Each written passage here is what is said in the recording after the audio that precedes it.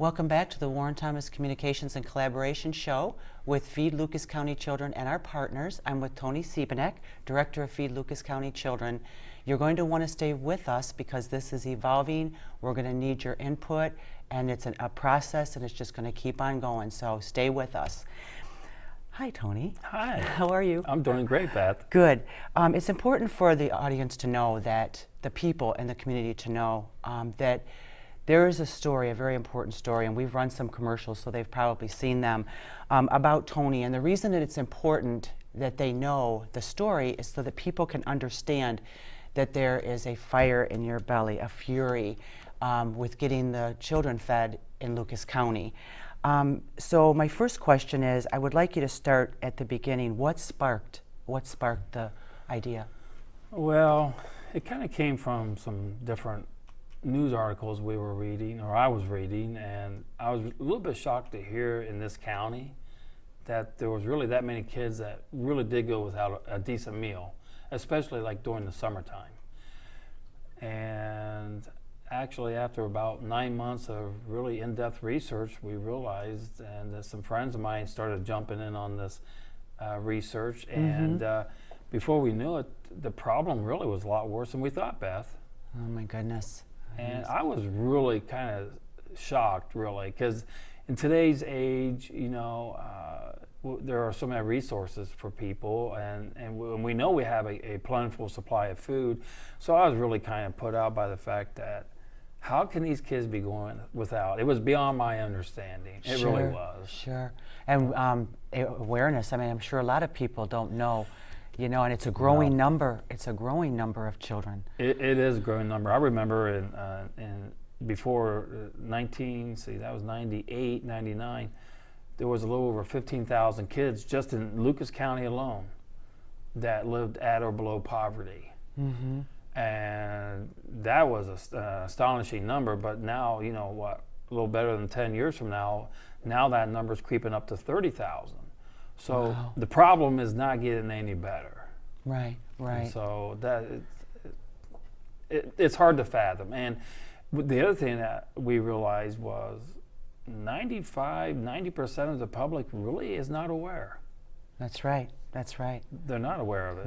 And so that's when the whole process started. We thought, hey, it's time to start bringing some awareness to it. And then before you knew it, there was a group starting to develop and revolve around this whole concept. And finally one day, on a Sunday afternoon, everybody kind of came home from their church services, and we had to have a meeting. And when it was all said and done, there was only one question. Are we going to be like the majority of the public that talk about problems, or are we going to be the doers? The fixers. And we agreed that we're going to be the fixers. And we're going to do it right. And it hasn't stopped since then. Now, hunger has no color.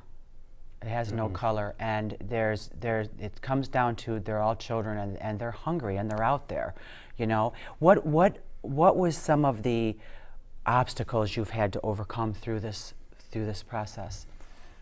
Boy, at first, and this part really surprised us.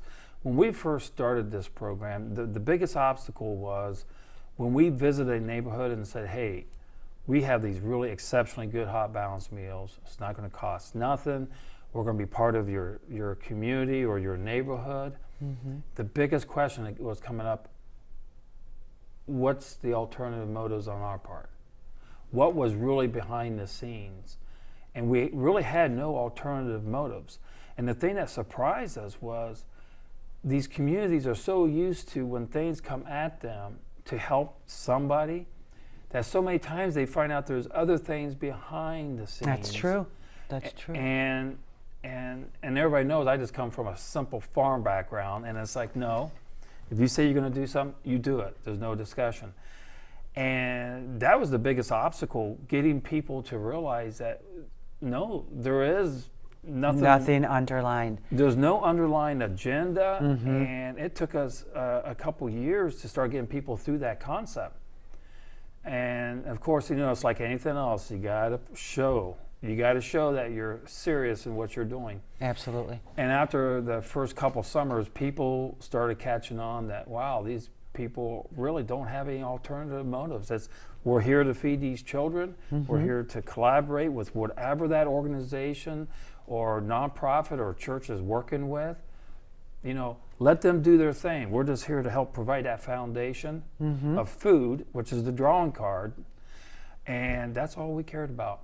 And even today, our concern is making sure these kids get something good to eat. Absolutely. And now, no one questions us. Everybody knows we have no other reason, but we want to feed those kids. And actually, it's been a kind of really cool blessing, because now we're getting to see a lot of organizations, and we've been up over 100 of these organizations, charities, nonprofits, churches, schools. We're even in parks, and that's pretty cool. But everybody now, they know that we're there to feed those kids, to be a partner with that agency in whatever their objective is.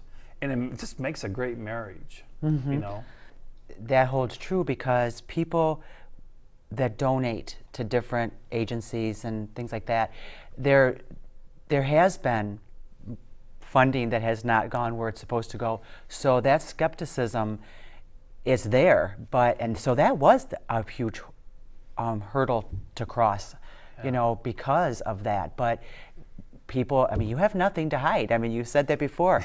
Come check me out. Check out my agency. You'll That's see right. that I'm for these children and for feeding them. Yeah, we're pretty transparent. It's not too hard to come in at any time and see where we're at, what we're doing, and the end results. A lot of times, and especially nowadays, everybody and individuals are wanting measurable results. That's all you hear about is measurable. We have to have more measurable results. And we've been providing measurable results for 10 years now. And it's like no one questions what we do anymore. They don't. And that's why. They don't. And they don't that's why. question. The biggest thing that really, and still today, really kind of surprises us is still the majority of the public in this county does not realize that these kids are going without I know. good, healthy meals. And I think that's the biggest obstacle right now. Sure, and that's why we, Warren Thomas, and we're working together to help you to get this awareness out, because it's so important. And again, this is a campaign that's not going to end. Even though it's a summer program, you can't have these kids going hungry. So people have to know about it all year round, and call you, find out what they can do to help. If they want to help, find out what they can do. There's more than just donating, and we're going to talk about that in the next segment.